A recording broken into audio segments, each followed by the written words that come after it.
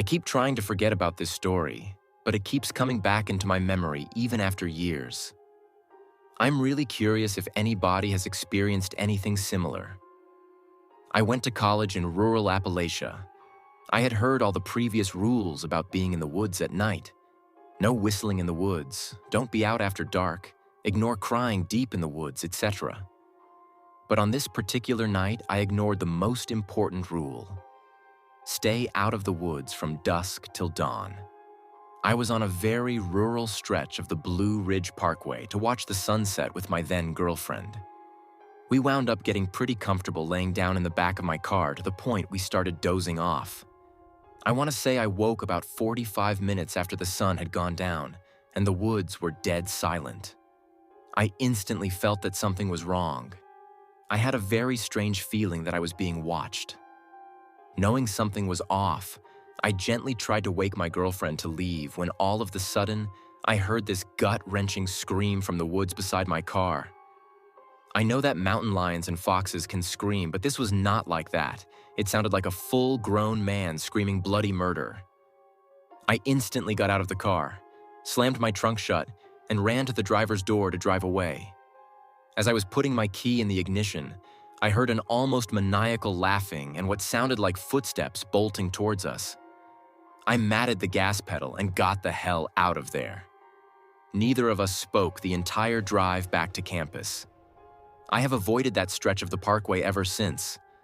I have no idea what on earth happened. There are no hiking trails, buildings, or campsites anywhere near where we were. Anyway, I just thought I would share, please don't wandering in the woods after dark. I don't want to know what could have happened if I didn't wake up.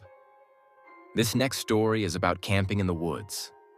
So me and my best friend try to go camping once a year. We have been doing this since we were 13 years old. Never really been truly scared or had anything weird happen until last year in the Blue Ridge Mountains. We showed up during peak season the first night and space was very limited. We were losing light, so we set up camp on a spot on the side of the mountain that was an absolute wind tunnel. Morning came, so we went into town, drank beers, and dicked around until late afternoon. By the time we got back up to the mountains to switch our camping spot, we were losing light again, but managed to find a more remote spot.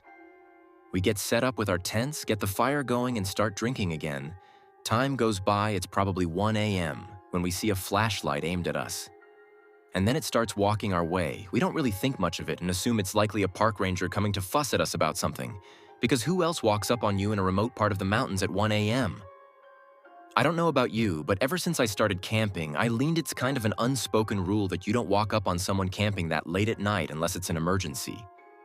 Anyways, the person gets close enough and we realize it's just some guy, probably early 50s, in a shirt and basketball shorts and his girl 40s who is avoiding eye contact with us. The man immediately forces a conversation about nothing, doesn't acknowledge the time or his girl.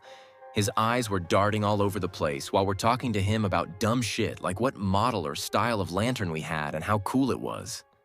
He's saying weird stuff like how he used to be former law enforcement completely out of context of the random conversation he engaged us in when all of a sudden he pretends to land his flashlight on our tents and says, "Oh, that's where you guys are sleeping, huh? Cool setup." The way his eyes and flashlight are moving gives us both the feeling that he's trying to see how many of us were there and what we had on us or near us, because his eyes and flashlight kept scanning the ground around us.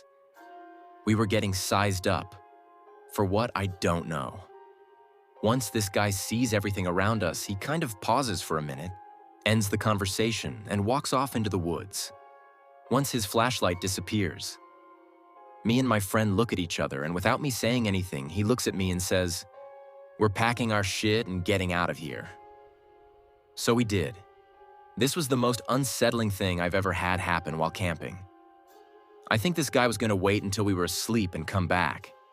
I just don't know for what, but I do know we were 100% getting sized up that night.